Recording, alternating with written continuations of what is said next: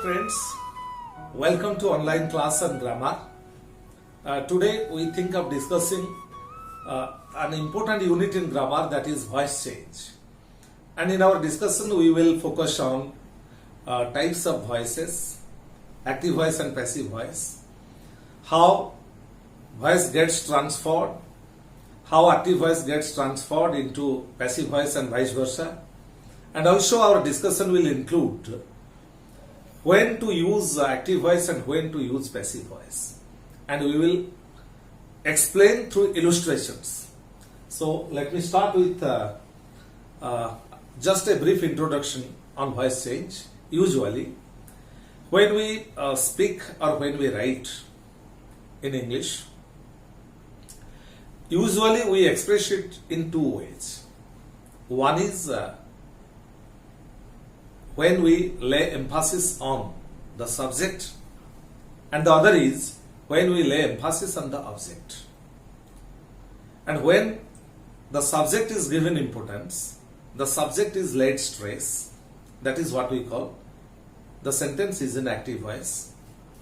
And when we give importance to the object, then the sentence becomes passive. So usually we have two voices, one is active voice and the other is passive voice.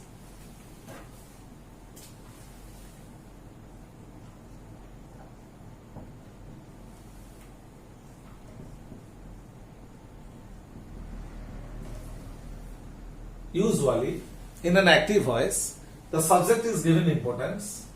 We can say subject governed.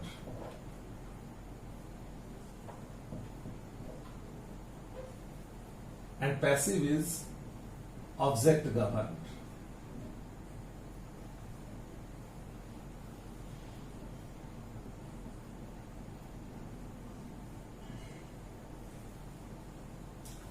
When the sentence is subject governed, it is active voice, it is in active voice, and when it is object governed, it is in passive voice.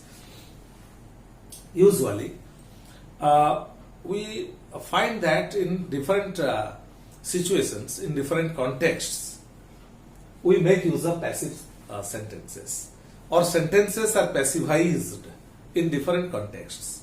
Usually, normally, we make the sentences passive when the identity of the subject is not known. Very important. When we do not know who is the doer of the action, who is the subject. In that case, we have to give emphasis on the object, on the work done, not on the subject or the doer of the action, doer of the work.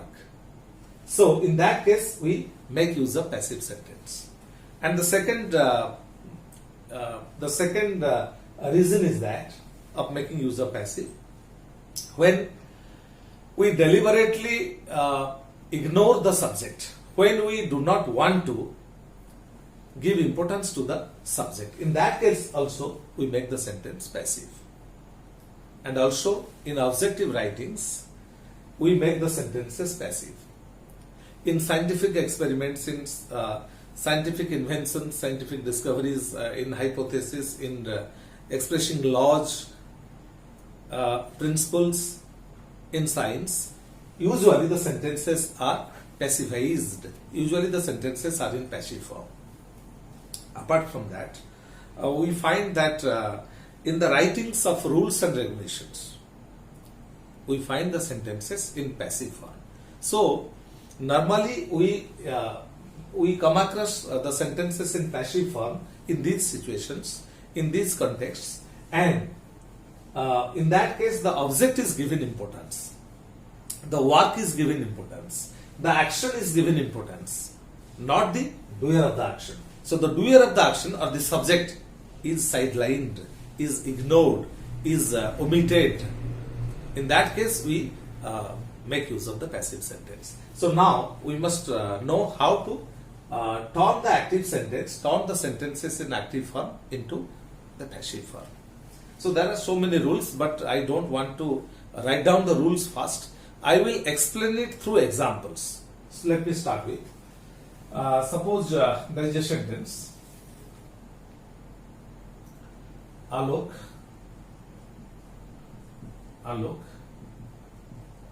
kicked the ball. Here is a simple sentence. Alok kicked the ball. Alok is subject. Kicked is verb. It is in past form. And the ball is the object. It is the object. Object. It is verb. And it is subject. Okay. Here the sentence is in active voice. Alok kicked the ball. Here the emphasis is given. Alok is given on Alok. Alok kicked the ball. Here the importance is given to Alok.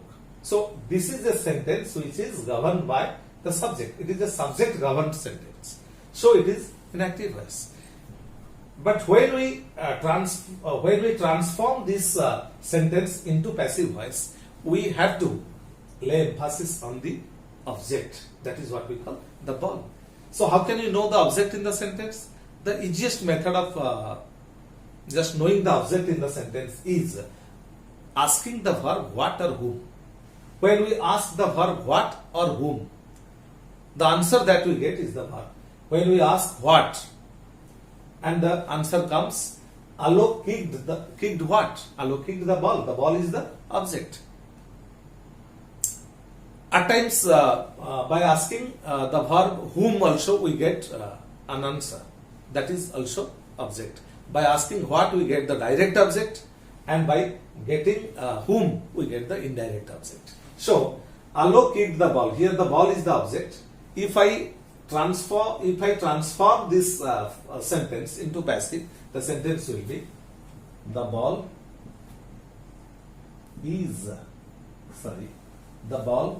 was kicked by Alok. So how is the sentence made passive? But this is active voice and this is passive voice. So in making the sentence passive, first we pick up the object. The object is the ball. Here Alok was given importance. Here the ball is given importance. This is the basic difference between active voice and passive voice. In passive voice, in passive sentences, the object is given importance. The ball was kicked by Alok. So kicked is the verb, was is the auxiliary verb, and kicked is the main verb. So how is it made? The verb is in the active voice is in passive form, is in past form. The verb is in past form. So the ball is when the object is used as the subject at the beginning of the sentence. It takes the auxiliary verb was, because was came from the main verb kicked. Since it is in past form and the ball is singular, so the auxiliary verb has to be was. So here the auxiliary verb is was. So the ball was kicked.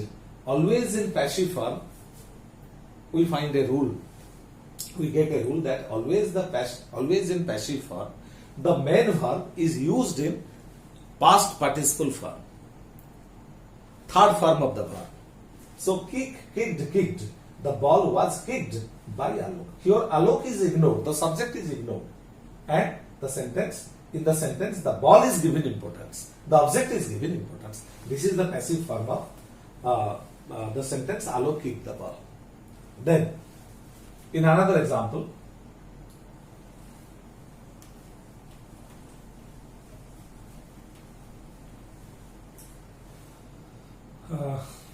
active voice, Suresh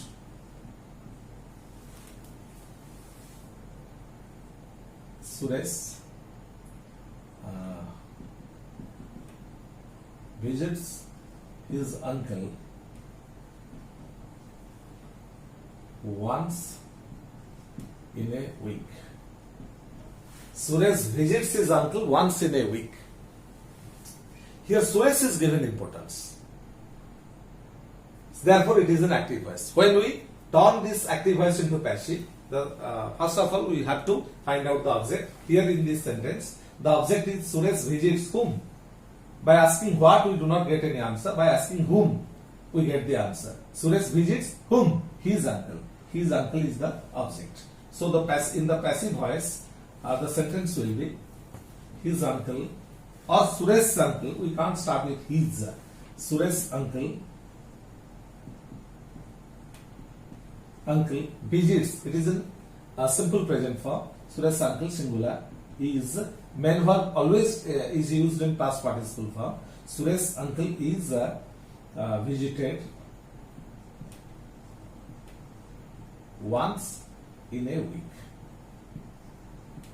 Suresh's uncle is visited once in a week.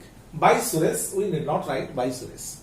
So here it is passivized. The sentence is passivized because the main verb is used in past participle form, but it is supported by the auxiliary verb. Finding the auxiliary verb, we have to mark in what sort of tense is used in the active voice. So accordingly, the tense as well as the subject, when the object is chosen, object is picked up as the subject in the passive sentence. So the subject and the main verb, the tense form used in the main verb, that will determine the auxiliary verb. So Suresh's uncle is visited. Is comes from visits and Suresh's uncle is singular. So Suresh's uncle is visited once in a week. So this is the passive form of the active voice. Suresh visits his uncle once in a week. Next.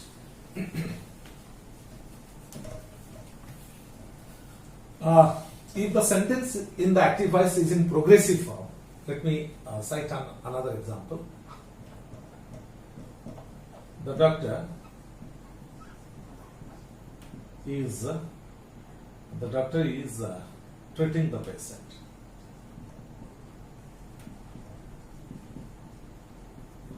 The doctor is treating the patient. So the doctor is treating whom? Treating is the verb. Ask the verb what or whom. The answer comes the patient. So in the passive voice, the patient is the object. Here it will be the subject. The patient is. Since it is in progressive form, since the sentence in the active voice is in progressive form, so we have to make use of the word being. And always the main verb is used in past participle form. The patient is being treated by the doctor. Of course, we need not use the subject by the doctor because the patient is obviously being treated by a doctor. Whosoever treats the patient must be a doctor. So we need not mention by the doctor. We can turn this active voice, the sentence in the active voice into passive by making it the patient is being treated. Also, we can give a full stop here. So being is used when the sentence in the active voice is in progressive form. Had it been a past progressive, it would have been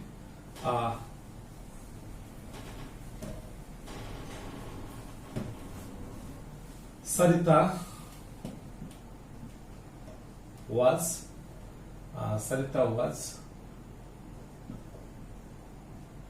speaking. Sarita was speaking French. Sarita was speaking French. French. Sarita was speaking what? French. French was being spoken. Spoken. French was being spoken by Sarita. The sentence is in past progressive form. And in the passive voice, the auxiliary verb followed by being and followed by the past participle form of the verb. So when the sentence in the active voice is in progressive form, being is used soon after the auxiliary verb. So that is another rule, that is another law relating to the voice change.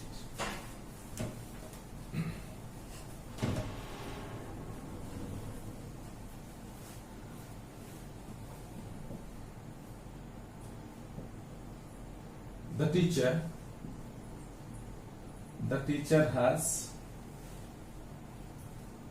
teacher has given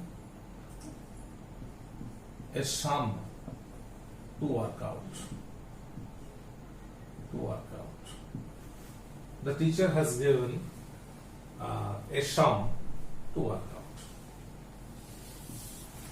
out. Just it is an active voice. The teacher has given what? The answer comes a sham. A sham. Mark the tense used in the active voice. The teacher has given. It is in perfect form. If the sentence is in the perfect form, mark the sentence in the passive of that perfect form. A sham has been given to work out. To work out by the teacher. Mark has been. Here the word been is used. When the sentence was in the active voice, when the sentence was expressing progressive form, when the sentence was in progressive form in the active voice, being was used, and when the sentence is in perfect form, been is used. In another example, it will be very clear.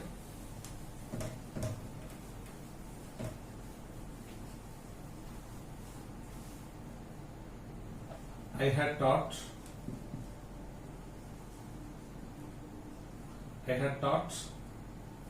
Ravi English.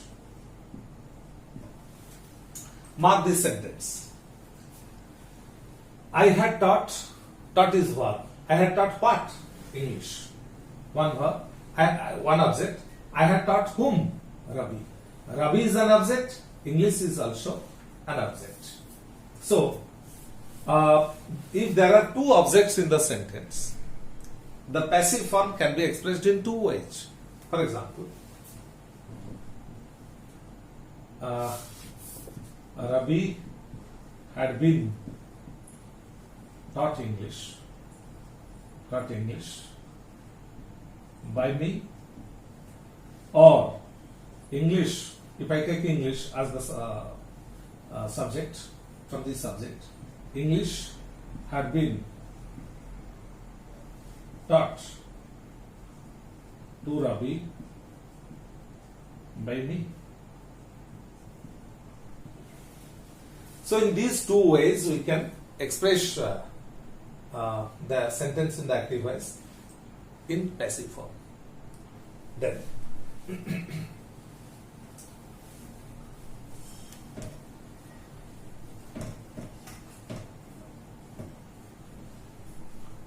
if the sentence in the active voice is an imperative sentence,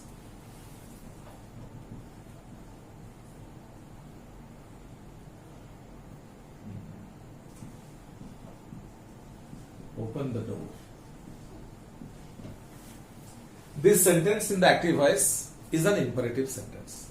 As we know, an imperative sentence is a sentence wherein the emotion of order, advice, request, command, wish, suggestion, warning, all these things are expressed. Here is a sentence that expresses an order or a request. Open the door. So we can write in the passive voice. The passive form will be let plus object. The object is open what? The door. The door, to be followed by be. In order to, be is used in order to make the sentence expressed in the past participle form. As we know, the main verb in the passive form is always used in past participle form. So in order to make it past participle, we have to make use of the auxiliary verb be. So let the door be opened. It is one way, and there is another way also. Open the door. Here the emotion is, it is an imperative sentence expressing the emotion of order. So also it can be written, you are ordered to open the door. You are ordered to open the door. This verb open is used with to infinitive form. That is called you are ordered. So you may ask how the sentence is expressed in passive form. You are ordered. The verb is in past participle form, the main verb. You are ordered to open the door. you are ordered, you are asked, you are requested to open the door. So, in this way, we can turn the imperative sentences into passive form. In another example,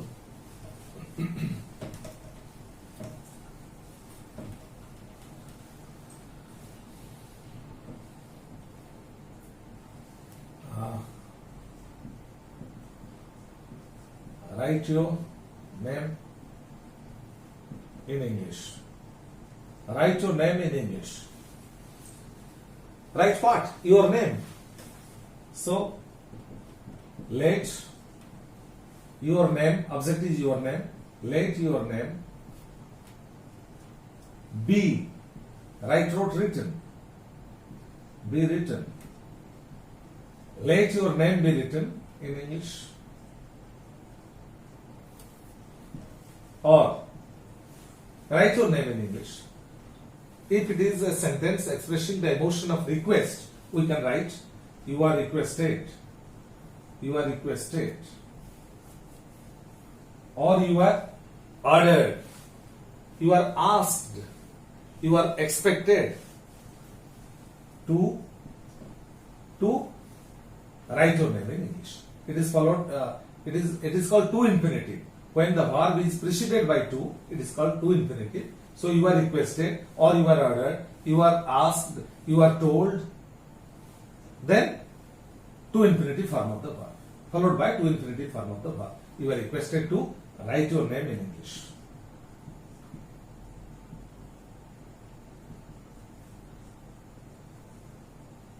In English. In another example,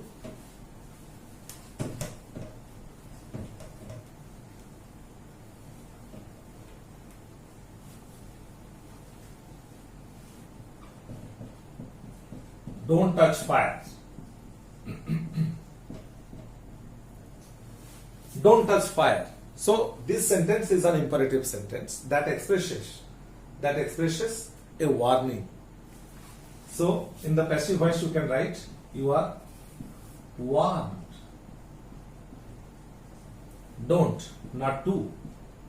So you are warned, followed by to infinitive form of the verb, and since the imperative sentence is a negative one, so you are warned not to touch fire. You are warned not to touch fire. Or we can also write by using let fire be not touched. But that is not the right way of expression. This will be the most appropriate one. You are warned. Just observe. If the sentence is an imperative one, just observe what sort of emotion is expressed. If it is ordered, you are ordered. If it is requested, you are requested. If it is warned, you are warned. So you are warned not to touch fire. In this way, we can give an approach to the passive form of imperative sentences.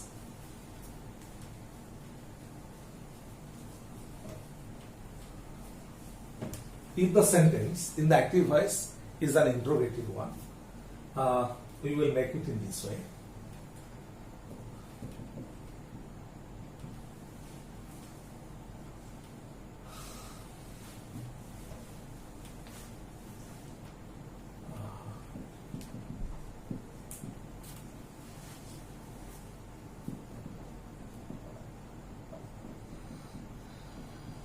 Did you see the film? The easiest way to transform it into passive form is by following 3 steps. You can do it. Step one. It is in interrogative form. Just turn it into affirmative form. Did you see the film? You saw the film. If I turn it into an affirmative one, you saw the film. So, for my convenience, I changed it into an affirmative one. Did you see? Did you see? You saw. Did see? Saw. You saw the film. Then turn it into passive. Step 2. The film was seen. You saw what? The film. The film is object. It is in past form. The film was seen by you. So then turn it into an interrogative one, because the original sentence was an interrogative one. For my convenience, for our convenience, we made it affirmative. We just turn it into passive. Then we will put it into interrogative form. So step 3 is the film was seen by you. Was the film? Just putting the auxiliary verb at the beginning, the sentence is termed interrogative. So was the film seen by you? So this is the answer. So just following, just in 3 steps, we made it in a very easiest way, in a very easier way. Then in another example,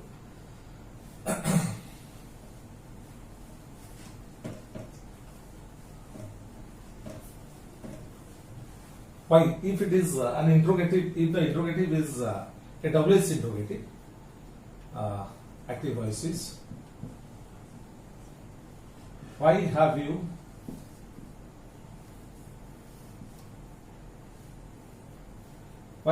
taken the watch? Why have you taken the watch? In our very immediate step, first step, we have to turn it into an affirmative sentence, because it is an interrogative sentence. Because always it is easy to make the sentence passive if the sentence in the active voice is an affirmative one. Therefore, for our convenience, for our aid, we just transform this sentence into an affirmative one. How? Why? Put it in brackets. Have you taken the watch? You have taken the watch. You have taken the watch. Then put why in the bracket. You have taken the watch. Turn it into passive. You have taken what? The watch. The watch. The watch. Have. The watch is singular. Has been. Since it is in perfect form, the watch has been taken by you. Then open the bracket. Why? And our job is to, we made it in affirmative or declarative, then we changed into passive. Our job is to once again take it into, or once again write it in interrogative form, because the original one was in interrogative form. For our convenience, we made it affirmative. Then we turned into passive. Then we turned into passive. Then we have to make it in interrogative form. So the watch has been taken by. Has the why? Has. Just turn this into interrogative. The watch has been taken by you. Has the watch been taken by you? Just put it. Why has the watch been taken by you?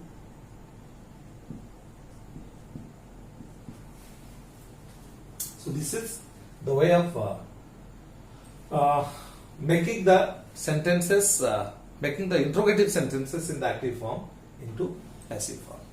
In this way, we can turn all sentences into passive. But remember, if the sentence doesn't have any object, we can't transform into passive form, because we know that in the passive form the object is given importance, the object is laid stress. So having no object, how can we turn the sentence into passive? So those sentences can be passivized, those sentences can be transformed into passive form if the sentences have the objects.